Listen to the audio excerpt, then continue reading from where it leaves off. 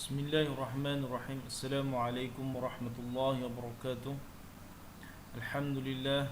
Wassalatu wassalamu ala ashrafil anbiya wal mursalin wa ala alihi wa sahbihi ajma'in. اليوم إن شاء الله نلتقي في المحاضرة الأدب والبلاغة للسنة الرابعة. طيب أيها الطلاب، اليوم ندخل إلى نوع البلاغة من الموضوع الاستعارة. اليوم ندرس عن الاستعارة. Baik, hari ini kita akan belajar tentang al-isti'arah. Apa itu al-isti'arah? Baik, kita akan pergi satu persatu, terus masuk ke dalam tajuk hari ini. Dan saya harap antum semua fokus dan mengambil perhatian. Kerana apa? Tajuk ini adalah kesinambungan daripada tajuk yang lepas, iaitu tajuk at-tashbih. Jadinya siapa yang belum memahirkan diri ataupun dengar ataupun faham tentang tashbih, maka awak kena dengar dulu tashbih baru awak boleh masuk dalam isti'arah. Kerana dia ada perkaitan di antara tashbih dan al-isti'arah. Baik, nadkhul ila mafhum isti'arah. Al-isti'arah lafzun musta'malun fi ghairi ma wudi'a lahu li'alaqah musyabahah ma'a wujud qarinah mani'ah min iradil ma'na al-haqiqi. Okey, maksudnya lafaz yang digunakan bukan pada tempatnya. Lafaz yang digunakan bukan pada tempatnya kerana ada alaqah, hubungan yang sama. Adapun dia mempunyai hubungan yang sama dan wujud terdapat sebab yang menghalang daripada kita meletakkan makna yang sebenar. Apa ini mafhum sahaja, ada kita bahaskan apa itu isti'arah. Tashbih huzifa ahad tarafain musyabbah atau musyabbah bih. Okey, isti'arah ni akan membahaskan kita ke dalam tajuk musyabbah dan musyabbah bihi, iaitu tajuk yang kita dah belajar sebelumnya. Ini tashbih. Baik. Baik. Masuk al-isti'arah yang tadi kita dah baca. Satu ungkapan yang ada unsur tashbih. Ingat, isti'arah berkaitan dengan tashbih. Terdapat rukun tashbih yang dibuang atau tidak disebut. Kita dah tahu rukun tashbih ada 4. Yang utamanya 2.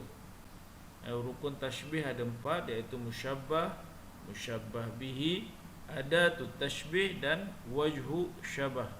Tapi yang utamanya adalah musyabbah dan musyabbah bihi. Kerana apa? Dalam ilmu tashbih kita ada bahaskan nau' tashbih. Yang mana nau' tashbih itu kita boleh buang adat tashbih dengan wajhu syabah. Yang lihat semula dalam ilmu tashbih. Baik, seterusnya isti'arah ni akan menjadikan ayat tersebut lebih ringkas dan bersifat balaghah yang lebih tinggi.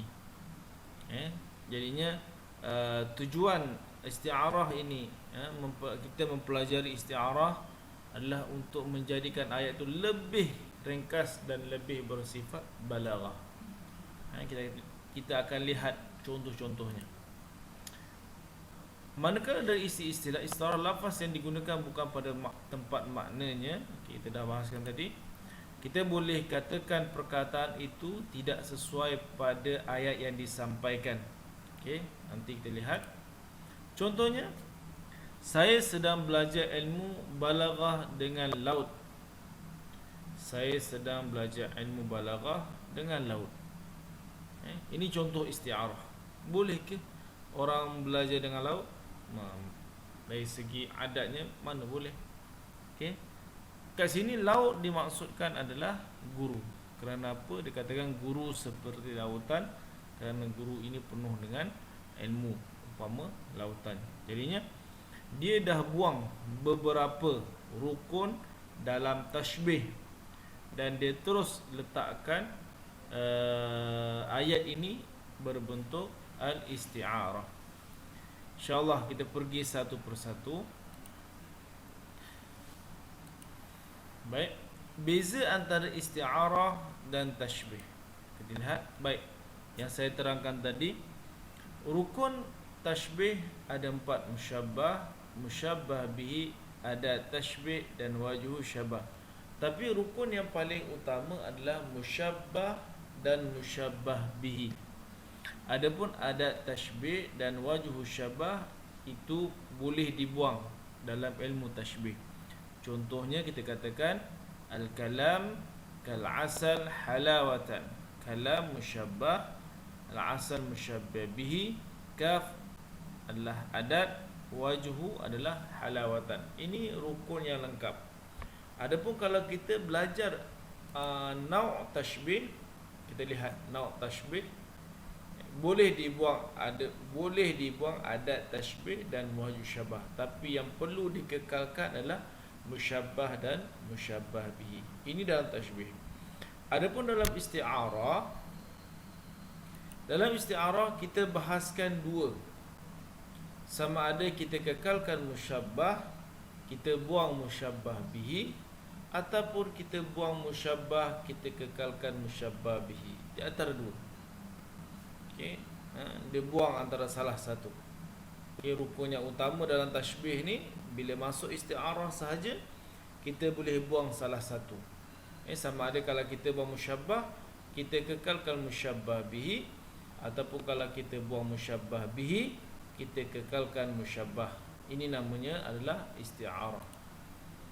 Baik. Kita lihat contoh ayat isti'arah.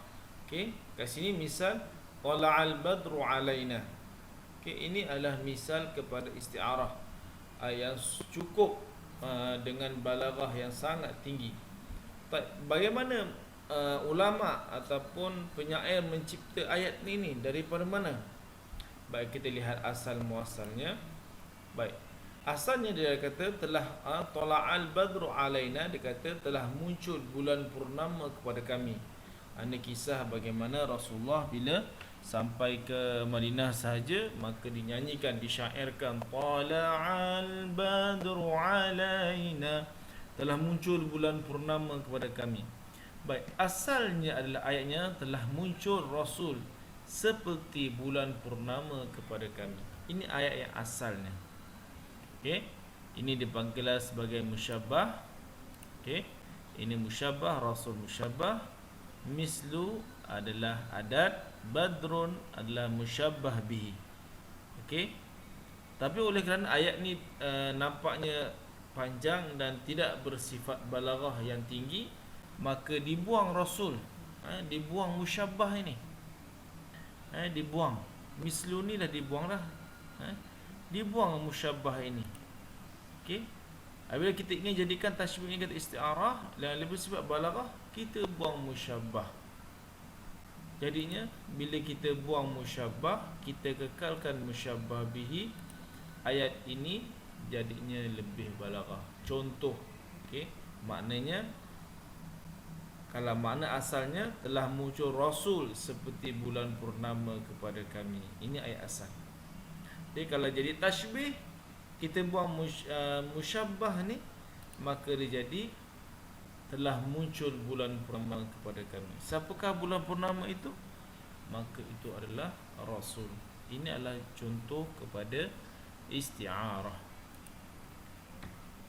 Baik, saya harap buat waktu ini kita faham permulaan ini satu persatu. Baik, kita dengan menyebut badrun cukup untuk menerangkan tentang ini ditujukan kepada Rasulullah. Okey, sebab itulah kita dengar tala'al badru alaina. Kita tak kata tala'ar rasul misal badru alaina. Banyak.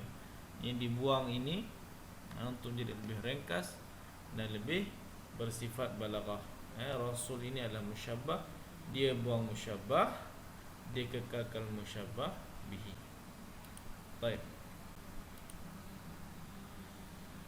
Apabila kita buang musyabbah, kita kekalkan musyabbah bihi seperti ayat ini, kita buang musyabbah, kita kekalkan musyabbah bihi iaitu badrun, maka ini digelar sebagai isti'arah tasrihiyah.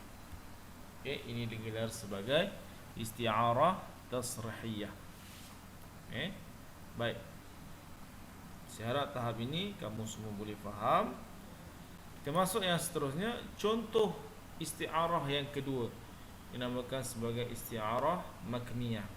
Contohnya, ibtasamat wardatun ba'da nuzulil matar.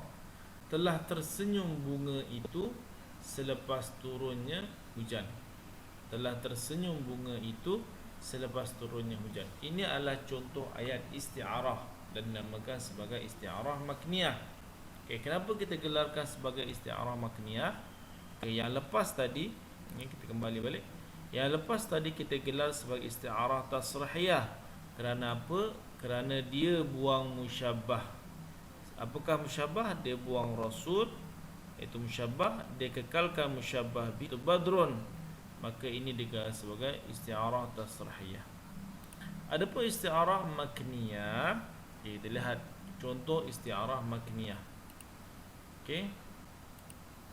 Baik, isti'arah makniyah contoh asalnya dekat contoh tashbihnya, ayat yang panjangnya, ibtasamat wardatun misl Fatimah ba'da nuzulil matar.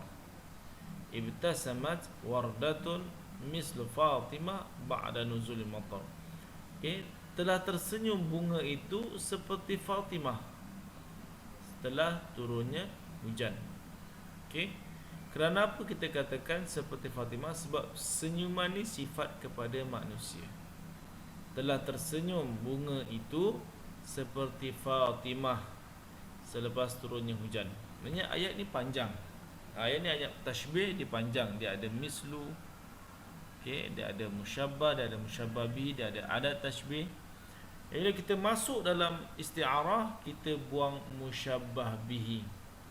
Kita buang musyabbah bihi. Kita buang musyabbah bihi.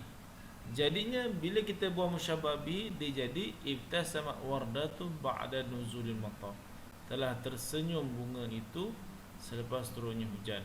Kita buang mislu Fatimah. Kerana apa? Kerana tak ada pun tidak mengapa, tidak mencacatkan ayat, bahkan menjadikan ayat itu lebih bersifat balaghah. Okey. Baik, ini contohnya ibtasam wardatun, kita buang mislu Fatimah, kita buang adat, kita buang musyabbah bihi.